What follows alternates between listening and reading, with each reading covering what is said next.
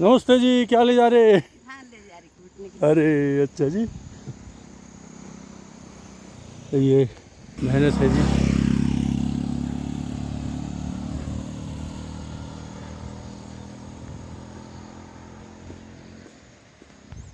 और उधर सामने से भी देखो एक बुजुर्ग आ रही हैं, ये भी धान ले जा रही हैं सुबह सुबह।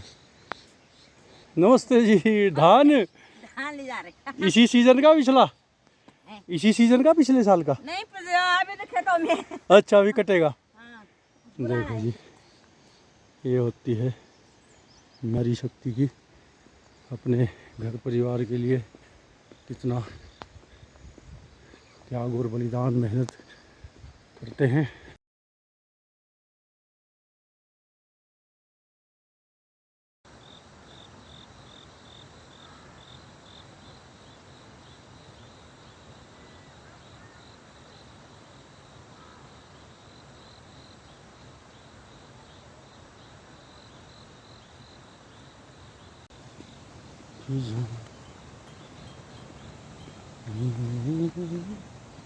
कहूँ तुझको कहूँ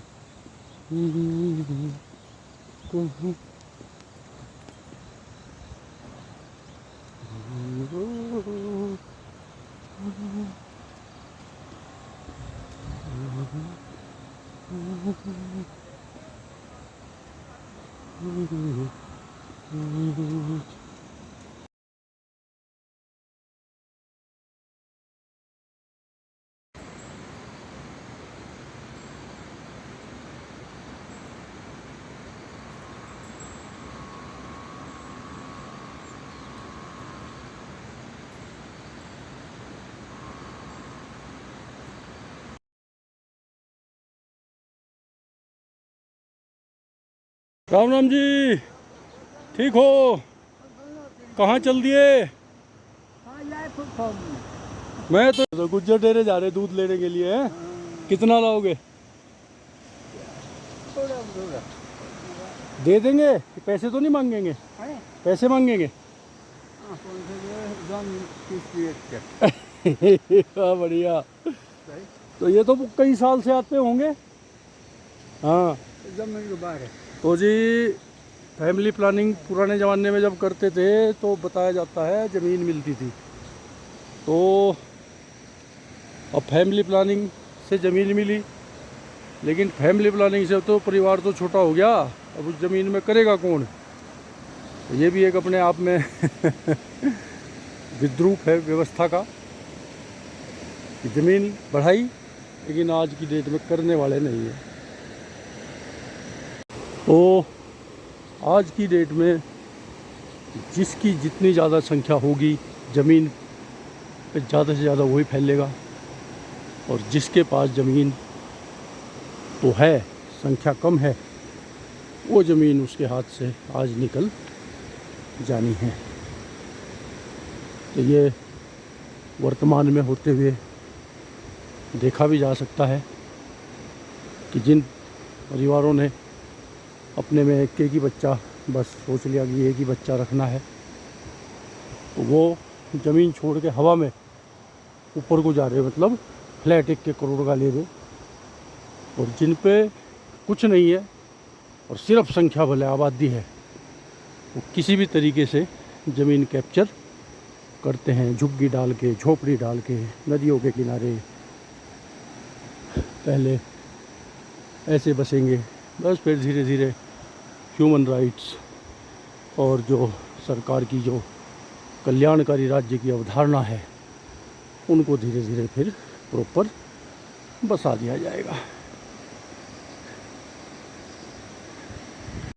ये जो हमारी घुमंतू जातियां हैं, ये शहरों में भी दिखाई देती हैं, जंगलों में भी, पहाड़ों में भी। तो एक बड़ी अच्छी इनके अंदर बात, इनको देखने से ये लगता है कि अकेलापन नहीं है, एक परिवार के परिवार साथ मिल के चलते हैं, रहते हैं, बच्चे, बड़े, बुजुर्ग। और ये जो चूल्हे भले ही खुले में बने हुए हैं, लेकिन ये बच्चों की आवाज़ से, बड़ों की, बुजुर्गों की पूरे जो है ये गुलजार रहते हैं। और वहीं एक दूसरी तरफ हमारे पास सुख समृद्धि पैसा है, लेकिन एक जो परिवार का जो साथ और सहयोग होता है वो कहीं ना कहीं नहीं है।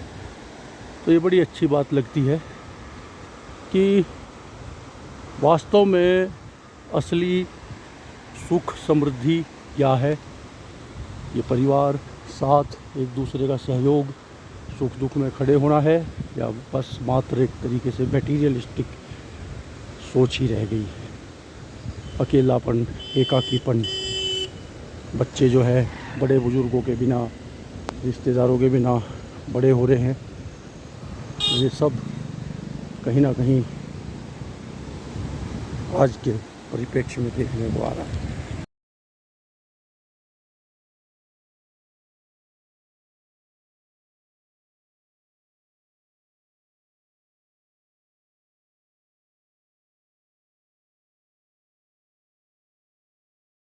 भले ही ये चूल्हे खुले में हैं, भले ही यहाँ भौतिक सुख सुविधाएं नहीं है, लेकिन शाम के समय जब पूरा परिवार इकट्ठे बैठ के इन चूल्हों के आसपास अपनी रोटी खाएगा, पूरे दिन भर की बात करेगा, बड़े बूढ़े बुजुर्ग सब लोग साथ बैठ के जब यहाँ रोटी खाएंगे, तो शायद वो बड़ी से बड़ी जो समृद्धि है वो सामने इनके फीकी पड़ जाती होगी।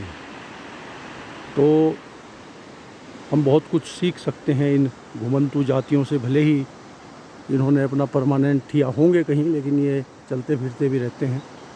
बचपन से ही बच्चे भी बराबर अपना उसी काम में जुट जाते हैं, पशुपालन में, और कुशल जो भी एक अपनी प्रोफेशन है उसमें कुशलता प्राप्त करते हैं। और मेरे ख्याल से अगर आवश्यकताएं ज़्यादा नहीं है तो फिर इस जीवन से बेहतर जीवन कुछ नहीं हो सकता जहां आप अकेले नहीं हो।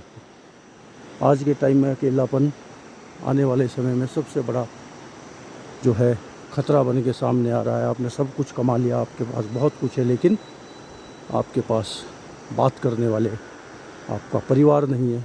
वक्त ज़रूरत के टाइम, समस्या के समय आपके पास आपका नातेदार, रिश्तेदार नहीं है।